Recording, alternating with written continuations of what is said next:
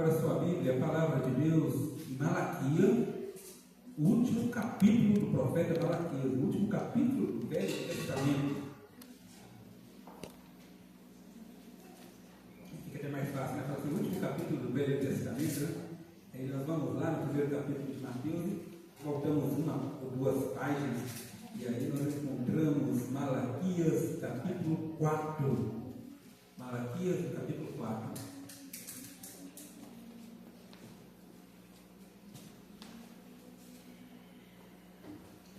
Hoje nós vamos completar nossa série Culto, uma expressão da relação do homem com o Senhor Deus. O nosso culto, ele expressa a forma como nós relacionamos com Deus. Primeiro vamos fazer a leitura desse texto. O sol da justiça do Senhor precursor. Diz assim o profeta: pois eis que vem o dia e arde como fornalha. Todos os soberbos e todos os que cometem perversidade serão como restolho. O dia que vem os abrasará, diz o Senhor dos Exércitos, de sorte que não lhe deixará nem raiz, nem ramo. Mas para vós outros, que temeis o meu nome, nascerá o sol da justiça, trazendo salvação nas suas asas. Saireis e saltareis como bezerros soltos da estrela. Pisareis o perverso, porque farão cinza debaixo das plantas de vossos pés, naquele dia que preparei, diz o Senhor dos Exércitos. Lembrai-vos da lei de Moisés, meu servo, qual lhes prescrevi em Horebe, para todo Israel, a saber, estatutos e juízos. Eis que eu vos enviarei o profeta Elias, antes que venha o grande e terrível dia do Senhor. E ele converterá o coração dos pais aos filhos, e o coração dos filhos aos seus pais, para que eu não venha e fira a terra com maldição. A tua palavra, Deus, liga neste momento, fala, Senhor, nos nossos corações, por meio do Santo Espírito, nós pedimos em nome de Jesus. Amém. Culto, uma expressão do nosso relacionamento com o Senhor. Então, essa é a nossa quinta mensagem sobre esse tema, embora Malaquias tenha 4 capítulos. E assim, irmãos, eu tenho esse costume de fazer uma breve revisão das mensagens anteriores, para que nós possamos ver que na verdade, todo o texto bíblico, ou todo o livro aqui no caso de Malaquias, é uma única mensagem. Malaquias, o tempo todo está falando de culto. Então, na primeira mensagem, nós falamos que o culto ele expressa o nosso amor para com Deus. Eu amo a Deus, eu tenho o desejo de cultuar a esse Deus a quem eu digo que amo. E se eu amo, eu vou cultuar esse Deus. Então, o meu culto expressa o quanto eu amo a Deus. Depois falamos que nós temos a responsabilidade de cultuar a Deus. Nós não só fazemos por amor, mas por responsabilidade. Porque todos nós somos criados para a honra e glória de Deus. O homem foi criado para o louvor e glória do próprio Deus. Deus o criou para isso. Então, o homem que não cultua a Deus, ele está fugindo à sua responsabilidade. Depois falamos que no culto, quando nós cultuamos a Deus, nos reunimos aqui, o culto também se expressa juízo.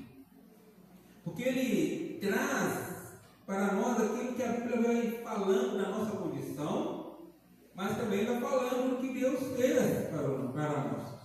Que isso que um dia vai ser cobrado pelo próprio Deus. No domingo passado, falamos do culto com a relação às bênçãos do Senhor. Que o culto também é um momento onde nós falamos de Deus. Então, o culto não é só falar de demais coisas, mas fala também de bênção. Por outro lado, não fala só de bênção, mas fala de justiça, fala de ira, fala de amor, fala de pecado. Quando nós falamos de culto, nós estamos falando da pregação da palavra de Deus. A pregação da palavra de Deus ela não pode ser adaptada à vontade de uma congregação ou à vontade das pessoas, como se fosse um cardápio. É o texto bíblico que nos dirige aquilo que nós devemos pregar. Caso contrário, se nós fôssemos pregar só o que nós gostaríamos de ouvir, com certeza muitas das páginas da Bíblia teriam que ser arrancadas. Porque em sua grande maioria, as Escrituras ela não amacia ou ela não vai tratar com carinho o nosso ego. Pelo contrário, né? Primeiro vai nos quebrantar para depois nos restaurar. Então, assim, hoje nós chegamos neste último capítulo e queremos compartilhar com os irmãos um pouco sobre o culto. Agora é uma expressão dos planos de Deus. Se o culto é uma forma de eu mostrar o quanto eu amo a Deus, se o culto é a minha responsabilidade para com Deus, se no culto também é expressão de juízo, se no culto traz bênção, o culto também é o momento em que nós, nas músicas cantadas, nas orações, nos textos bíblicos lidos, na mensagem falada, nós vamos descobrir ou nós vamos ouvir mais sobre os planos que Deus tem para a sua igreja. Para a sua igreja. Porque todos os planos de Deus, primeiro é para a igreja. O juízo de Deus começa por meio da casa do próprio Deus. É claro que Ele vai vir julgar toda a humanidade, mas primeiro Ele vai tratar com a igreja dele. Tanto que lá em Apocalipse, nós sabemos que primeiro, quando Jesus voltar, a igreja sobe, para depois Ele fazer o acerto de contas com aqueles outros que não fazem parte da sua igreja. E assim falar de planos, a igreja fala, a Bíblia fala de planos. O nosso Deus, irmãos, é um Deus que trabalha de forma organizada. Nós não entendemos, mas Deus trabalha de forma organizada. A Escritura, na verdade, é todo um plano de Deus para revelar o plano de Deus, que é o plano da redenção do homem, da salvação. Os irmãos já têm escutado eu falar aqui de forma repetida, que quando o homem peca, lá em Gênesis no capítulo 3, Deus de imediato fala que vai enviar alguém que vai destruir as obras de Satanás. É o plano de Deus sendo revelado. Deus não foi pego de surpresa, porque Ele já tinha o plano todo preparado. E Deus fala assim. E muitas das vezes o plano de Deus é totalmente, pega a gente totalmente de surpresa. Nós planejamos algo e Deus muda todo o nosso planejamento. Ou simplesmente o nosso planejamento, Deus joga de lado. Essa que é a minha vontade. E só lá na frente nós vamos entender, às vezes também não, porque Deus fez isso. E planejamento é algo tão importante que o Senhor Jesus, em Lucas capítulo 14, verso 28, está registrado assim: pois qual de vocês que pretende construir uma torre não se assenta primeiro para calcular a despesa e verificar se realmente você vai conseguir concluir essa obra? Ou seja, não é de qualquer maneira. Provérbios fala para nós, no capítulo 16, que nós podemos e devemos fazer planos, mas quem vai responder para nós, quem vai dar a resposta final é Deus. Porque os nossos planos têm que se encaixar dentro da vontade de Deus. E quando olhamos então para o capítulo 4 aqui, nós vamos ver neste capítulo que Deus está revelando para o povo aqui um pouco do seu plano. Quando eu digo um pouco, é Deus revelando aquilo que o homem é capaz de compreender. Pois nós não somos capazes de compreender os planos de Deus em sua totalidade. Porque os pensamentos de Deus são maiores do que os nossos pensamentos. Os caminhos de Deus são mais altos do que os nossos caminhos. E só de parar para tentar pensar isso é uma tarefa demais elevada para nós, como diz o salmista. Aqui, depois de Deus, por meio do profeta, por intermédio do profeta, fazer as correções do culto, o povo, lembrando que ele voltava do cativeiro, já tinha alguns anos, e eles pararam a construção do templo, eles abandonaram o templo, e o culto ao Senhor estava sendo levado assim de qualquer maneira. Levavam as fiéis de oferta, não podia nem ser chamado de oferta, levavam o que sobrava, os animais defeituosos, eles estavam roubando, os homens estavam desprezando, abandonando, dando divórcio às mulheres sem motivo justo. E Deus condenando isso tudo, porque afinal de contas toda a vida daquele povo refletia no culto. A nossa vida, por isso a primeira mensagem foi: se eu amo a Deus, eu vou querer cultuar a Deus, mas se eu quero cultuar a Deus, eu tenho que cultuar a Deus da maneira que Ele ensina, da maneira que Ele quer. E assim Deus vai corrigindo por meio do profeta o povo na questão do culto. Deus mostra para o povo agora que o culto também é a maneira pelo qual Ele vai revelar os seus planos. Então, se você quer saber quais são os planos de Deus para a vida da igreja, e até mesmo para a sua vida, você precisa cultuar a Deus. Continuar cultuando a Deus. Porque não tem como. Não tem como conhecer mais desse Deus se eu não cultuo a Deus. Igual tem que ter uma nossa atenção aqui, onde Deus fala para o povo, e fala hoje para a igreja por meio do profeta. Veja que o texto começa assim: pois eis que vem o dia, e arde como fornalha. O culto a Deus, irmãos, ele revela algo que é inevitável. O inevitável dia do juízo. Ele viu o dia e arde como fornalha. Lá no capítulo 3, no verso 2, os irmãos podem olhar aí, está próximo. Veja que aqui o profeta vai falar que o dia do Senhor, ele vai vir, mas aqui não é para juízo, ele vai vir para purificar. Olha só, porque é como fogo do ourives. É aquele metal que vai ser levado ao fogo e vai ser purificado. Veja que o fogo é usado aqui 2 vezes, mas nas 2 vezes é usado para explicar diferentes ações de Deus. Na verdade, as 2 ações são juízo. Quando Deus está tratando com a sua igreja, Deus está purificando a sua igreja, porque afinal de contas, um dia a igreja vai morar com Ele. E lá no céu não entra pecado. Lá no céu não entra os nossos desejos. A porta é aberta, o caminho é estreito. Então, nós, quando o juízo de Deus vem sobre a igreja, Deus não está punindo a igreja, Deus está purificando a igreja, tirando a impureza, para que esse metal valioso, esse metal passe a ter valor, livre de toda a impureza. Mas aqui no primeiro verso, capítulo 4, o fogo aqui não representa mais a purificação, o fogo aqui representa a destruição. E destruição de quem o profeta vai dizer, né? De todos os soberbos. De todos os soberbos, de todos aqueles que acham que não precisam de Deus, de todos aqueles que acham que são suficientes à sua maneira, de todos aqueles que acham que Deus é um servo deles, Deus está disposto a fazer a vontade dele. O soberbo é aquele que não reconhece os seus limites. O soberbo é aquele que não aceita ser disciplinado. O soberbo é aquele que se levanta e se coloca numa posição superior aos outros. E para esse dia vem como fornalha. Como fogo, não para aquecer na época do frio, mas como fogo para destruir.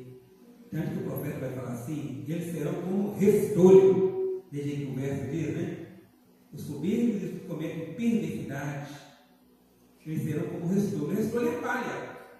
A palha que sobrou lá da colheita, que não serve para mais nada, então o agricultor juntava ali e levava para a fornalha, para queimar, para destruir. Assim serão todos os soberbos, assim serão todos os perversos. E o verso 5 do capítulo 3 faz assim, mostra quem são esses perversos, as suas ações. Vejam aí no verso 5 do capítulo 3, né? São os feiticeiros, são os adúlteros, são os que juram falsamente, são os que roubam o salário do trabalhador, são os que oprimem a viúva, são os que distorcem o direito do estrangeiro, são aqueles que não temem ao Senhor. Esses são os perversos.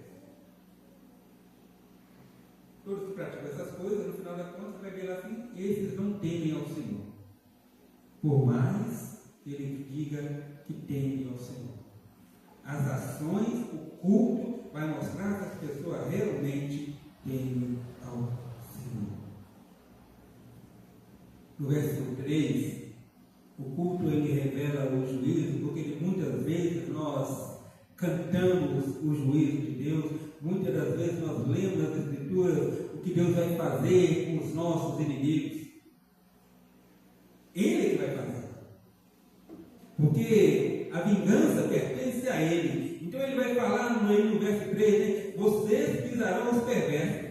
Quem acompanhou o nosso estudo em Apocalipse lembra que a igreja de Cristo, ela está reinando com Cristo neste momento. Desde o momento que Cristo subiu aos céus até a sua vinda, está reinando e ela está exercendo juízo. Mas esse juízo vai ser completo exatamente no grande e terrível dia do Senhor, que é o dia da volta de Jesus, onde todos nós, como igreja de Cristo, seremos levados ao céu. Aqueles que morreram serão ressuscitados, receberão um corpo glorioso. Aqueles que estiverem vivos no dia da volta de Jesus vão ter seu corpo transformado, livres de pecado, livres de imperfeito, livres de falha, e com o Senhor Jesus vão julgar aqueles que ficaram. É isso que o verso 3 diz. Pisareis os perversos, porque eles se farão como cinzas debaixo da planta dos vossos pés, mais uma vez, naquele dia que preparai. Irmãos, o culto é um momento onde Deus também revela esse dia que vai chegar. Embora muitos podem julgar, mas desde quando? Tem tanto tempo, e o dia do Senhor parece que nunca chega. Mas vai chegar. O tempo, nós não sabemos. Lembra dos discípulos antes de Jesus subir aos céus? Senhor, será este o tempo, em Atos capítulo 1, será este o tempo que o Senhor vai restaurar a Israel? Não é da competência de vocês procurar ouvir, saber tempos e épocas. Mas eu vou voltar. Eu vou voltar. É inevitável o grande e terrível dia do Senhor. Veja no verso 5, que diz assim: eis que eu enviarei o profeta Elias, mais uma vez, antes que venha o grande e terrível dia do Senhor. É uma promessa. E Deus não falha em suas promessas. Deus cumpre suas promessas. E mais uma vez aqui eu chamo a atenção que o Senhor sempre antes de exercer o juízo, nós já falamos por diversas vezes, ele sempre antes de exercer o juízo, ele exerce a sua misericórdia. Antes de pesar na sua mão, ele vai com a sua misericórdia na frente, e muitos têm recusado a misericórdia do Senhor, e por recusarem essa misericórdia, eles vão sofrer no dia terrível. Aqui faz uma referência ao profeta Elias, mas era uma promessa, como diz o verso 1 aí do capítulo 3, era uma promessa referente a João Batista. Ele vinha preparar o caminho para Jesus, e a partir do momento que João Batista veio, depois Jesus veio, o juízo de Deus já começa a ser exercido na humanidade. E quando nós cultuamos a Deus, quando nós cultuamos, falamos de Jesus, nós estamos anunciando este grande e terrível dia. Isso é uma promessa de Deus. E esse dia vai chegar. E não podemos ser como a parábola das 10 virgens, onde 5 eram sábias, 5 tolas, e essas tolas não se prepararam. E aí o óleo da lamparina acabou. E elas, desesperadas, saíram para providenciar, para comprar mais, mas quando elas voltam, o noivo já havia voltado e não tinha mais tempo para ela. Isso mostrando que muitos, infelizmente, eles... estou cansado de esperar, e aí vai esfriando, vai baixando a guarda, e de repente esse dia vem. Se não veio ainda com o Senhor Jesus nas nuvens, pode vir de uma forma individual, quando Deus chama alguém. Mas, irmãos, o culto ao Senhor não revela apenas a promessa de um dia de juízo, do grande e terrível dia do Senhor. O culto ao Senhor também revela a promessa de um dia de vitória. Lembra, domingo passado falamos de bênçãos, mas aqui está falando de um dia de vitória, ou um dia da vitória.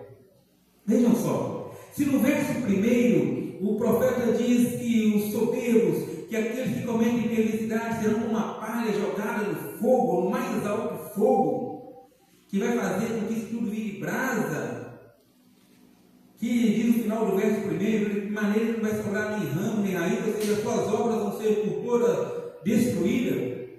Veja que o verso 2 aí já começa assim: mas para vós outros, que o quê? Que temeis o meu nome. Para vocês, diz o Senhor dos Exércitos, o fogo não vai ser o fogo destruidor. Para vocês, o fogo vai ser o fogo da justiça. Nascerá o sol da justiça, trazendo salvação nas suas asas, liberdade, salvando vocês. E vocês vão ter a liberdade aí no evento, na analogia do bezerro que está preso ali no curral, e de repente abre-se a porta e ele sai alegre pelo campo, solto. Mas para vós outros que temeis o nome do Senhor, nascerá o sol da justiça. Irmãos, estão percebendo aqui a diferença? Esse capítulo 4 funciona como uma espécie de resumo. Se lá no capítulo 3, verso 5, aquele juiz é para aqueles que não temem ao Senhor, aqui, nesse verso 2 do capítulo 4, o sol da justiça é para aqueles que temem ao Senhor. E veja que no final do capítulo 3, do verso 18, diz que nós vamos ver outra vez a diferença entre o justo e o perverso, entre aquele que serve a Deus e aquele que não serve. É o dia, o grande dia do Senhor, é o dia em que essa diferença vai ficar visível, escancarada. Lembra da parábola do trigo e do joio? Os dois crescem juntos. Mas se o joio for arrancado, ele pode levar junto o trigo. Então espere o dia da colheita. É nesse dia da colheita que o Senhor vai separar o joio do trigo. O joio vai ser queimado, para nada presta. Mas o trigo é do Senhor. O culto, então, irmãos, revela um dia da grande vitória do Senhor. E saltareis livres, e andareis livres, livres de todo mal, livres de todo pecado, livres de todo perigo, livres de toda dor, livres de toda tristeza.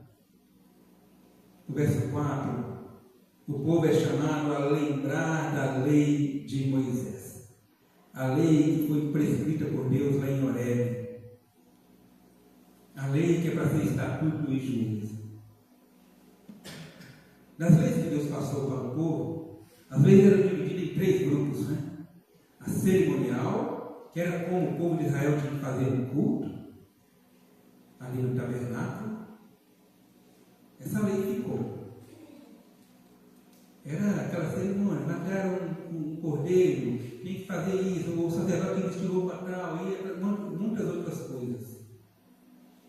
Essa lei enterrou em Cristo, porque o homem tinha que prestar o culto, repetir o sacrifício, o sacerdote tinha que repetir o sacrifício várias vezes para que ele pudesse ser aceito. Em Jesus isso tudo se encerrou. A outra lei é a lei civil. A lei civil é aquela lei de cada país, né? Que muda. O país pode ter pena de morte, ou prisão perpétua, ou punição das duas, ou as duas.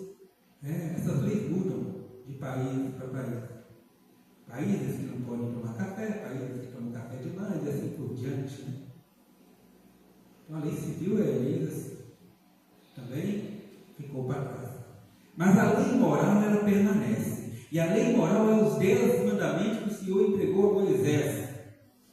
Tanto ele é tão importante que Jesus resumiu os 10 mandamentos em 2. E realmente o primeiro ao quarto é sobre o nosso relacionamento com Deus. Amarás o Senhor teu Deus sobre todas as coisas, toda a tua força, todo o teu entendimento. E do 5º ao 10º é o nosso relacionamento com o próximo. E amarás o próximo como a ti mesmo. Esses mandamentos permanecem. Então o Senhor fala com o povo: lembrai-vos da lei de Moisés, lembrai-vos da lei que eu vos prescrevi lá no Horebe, no Monte Horebe. Porque o povo, na hora de cultuar a Deus, eles iam, mas a sua vida social, eles estavam distorcendo, como diz o capítulo 3, cometendo injustiça, estavam vivendo a vida de qualquer maneira e depois vinham adorar o Senhor. Mas nesse grande dia, a diferença vai ser mostrada. E aqueles que verdadeiramente louvam o Senhor, cultuam o Senhor, estarão com o Senhor. O verso 6 é uma outra promessa. Veja que quando fala aí de Elias, referido a João Batista, fala que ele vai converter o coração dos pais aos filhos. Essa promessa está referida a João Batista, até o próprio Jesus, né? Já que o capítulo 3, do verso 1 fala dos dois. Vai converter o coração dos pais aos filhos. Vai converter o coração dos filhos aos pais. Nos últimos tempos, a palavra de Deus nos fala que Paulo fala a Timóteo que não haveriam tempos difíceis, onde os filhos levantariam pai contra filho, filho contra pai, e assim por diante. Os relacionamentos ficariam mais difíceis. os relacionamentos seriam destruídos. Mas nesse grande e terrível dia do Senhor, nesse caso, esse grande dia da vitória, tudo isso vai cessar. Tudo isso vai resolver. Tudo isso vai ficar para trás. Por quê? Porque o Senhor vai converter definitivamente no sentido de tirar toda a maldade, no sentido de acabar com qualquer problema. Irmãos, o certo é que nós devemos esperar com ansiedade, não no sentido de tirar nossa paz, mas desejar. Paulo diz, eu queria estar com Cristo, que é incomparavelmente melhor. Eu queria estar com Cristo. É isso, nós devemos ansiar. Nós devemos ter esse desejo. Como diz o salmista, minha alma anseia por Deus, mais do que eu guardo pelo romper da manhã. Nós temos que vir para a casa do nosso Deus com este pensamento. Mais para frente nós vamos começar a pregar nos salmos, chamados salmos de romagem, que é salmos também que falam de culto. Tenho insistido bastante na questão do culto, porque é o culto a Deus que faz a diferença na nossa vida, no nosso relacionamento para com Ele. Você já pode então começar a entrar no salmo, o salmo que vai do 120 ao 134. Daqui a 2 domingos, se Deus quiser, nós vamos começar mesmo. É sobre o culto. Porque o culto, irmãos, expressa o quanto você se relaciona com Deus. O culto a Deus expressa o seu nível de intimidade com Deus. E esse nível de intimidade com Deus vai interferir realmente em todas as áreas da sua vida, vai influenciar na forma como você se relaciona com o corpo de Cristo. Quero concluir nesta noite. Esse capítulo 4 é uma espécie, como já disse, de resumo. Se os irmãos fizerem uma comparação, tudo que o profeta fala aqui, nós encontramos trechos nos outros 3 capítulos. Fala dos soberbos, fala de quem comete perversidade, fala de que eles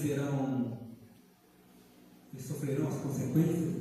Lembra que no final do capítulo 2, eles perguntam assim, onde está o Deus do juízo? E agora no capítulo 4, eu estou aqui. E esses que estão achando que vão ficar impunes, o grande e terrível dia vem. O grande e terrível dia do acerto de contas. Mas por outro lado também, o grande dia da vitória também vem. E quando nós cultuamos a Deus, nós aprendemos mais sobre esse dia. Na verdade, é tudo em um dia só, não são 2 dias, é tudo em um dia só. A primeira parte é a vitória. Deus vai separar o que são deles. E depois vai exercer juízo naqueles que não são deles. O meu desejo, irmão, é que nós, como igreja, possamos nesse dia estar juntos comemorar a grande vitória que o Senhor tem preparado para nós.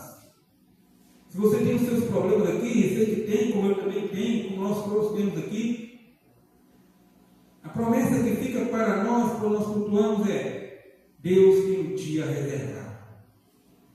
Se os nossos problemas não forem resolvidos até lá, vai ter um dia em que Deus vai enxugar dos nossos olhos todas as lágrimas. Que você possa aguardar, como diz o salmista, esperar confiantemente pelo Senhor. Mas você não pode esperar sozinho.